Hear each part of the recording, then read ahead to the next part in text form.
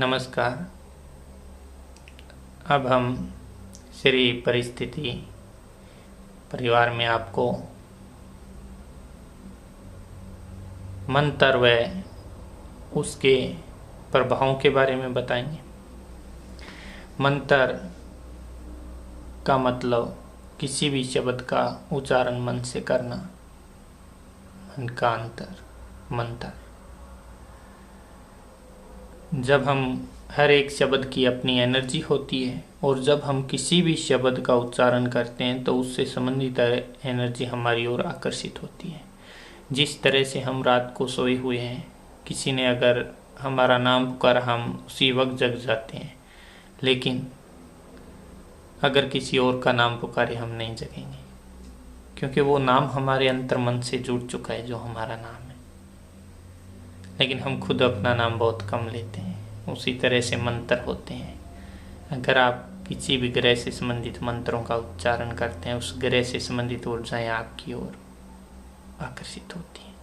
इसी तरह से मंत्रों का उपयोग सही हिसाब से किया जाए तो वो प्रभावी होता है, और अगर उन्हीं मंत्रों को आप बिना मतलब के करोगे तो उनका नुकसान होता है। अगर हमें ज़रूरत ही नहीं है, भूख नहीं है, और अगर फिर भी खाएंगे तो वो खाना नुकसान करेगा। उसी तरह अगर जिस मंत्र की, जिस कार्य से संबंधित मंत्र की ज़रूरत है, उसी मंत्र का काम में लें। हर एक धर्म में अपने अपने नियम है। धर्म एक जीवन जीने की कला है, और वो हमें जीवन जीने का जो रास्ता बताते हैं, उस रास्ते पे चलते हुए हम अपने जीवन को सफल बनाते हैं।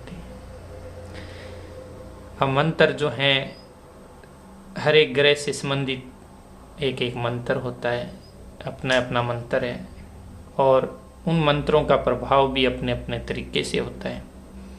उनको जिस लेवल तक आप उनका उच्चारण करोगे, जिस लेवल तक जितनी बार उसको आप पढ़ोगे, उतना ही उसी के अनुपात में उसका इफेक्ट होगा। कई बार देखा है कि लोग बिना कारण के ही रुद्राक्ष की माला लेते हैं और मंत्रों का जाप शुरू कर देते हैं। कहते हैं ईश्वर को प्रसन्न कर रहे हैं। अरे ईश्वर प्रसन्न नहीं होता। ईश्वर जो है वो सभी ग्रह कहते हैं ईश्वर एक है। इसके बारे में मैं अपने अगले वीडियोज में आपको बताऊंगा कि ईश्वर क्या है। ईश्वर कभी भी धर्म के माध्यम से नहीं मिल सकता। सभी ईश्वर जो है वो एक कॉम्बिनेशन ऑफ एनर्जी है, और धर्म सिर्फ एक जीवन जीने का तरीका, जिसके माध्यम से हम अपने कर्म क्षेत्र के अंदर प्रगति करते हैं और कर्मों का संचयन करते हैं। मंत्र जो हैं अलग अलग ग्रहों से संबंधित, बीमारियों से संबंधित भी मंत्र होते हैं, अपने काम को सिद्ध करने के मंत्र होते हैं, अपने इष्ट के मंत्र होते हैं, देवी देवताओं के मंत्र होते हैं। काफ़ी बार मेरे करीबी दोस्त कहते हैं मैं नास्तिक हूँ,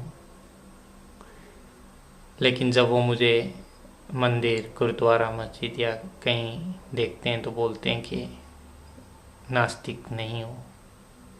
तो मैं उन्हें यही कहता हूँ, सब धर्मों की इज्जत करो। कोई भी धर्म नफरत करना नहीं सिखाता, लेकिन ईश्वर किसी भी धर्म में ईश्वर नहीं है, जबकि ईश्वर में सब कुछ समाहित है। तो अगर हम धार्मिक अपने अपने धर्म के अनुसार चलते हुए दूसरे धर्मों की भी इज्जत करें और अपना जो सोचने का नज़रिया जो है उसको बदलें, मंत्रों का काम में लें।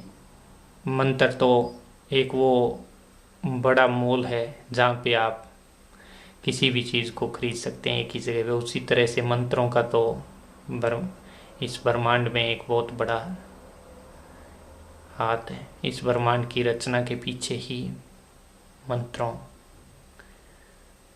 का कारण है। मंत्र ही इसकी रचना में महत्वपूर्ण थे और आज भी हैं, आगे भी रहेंगे।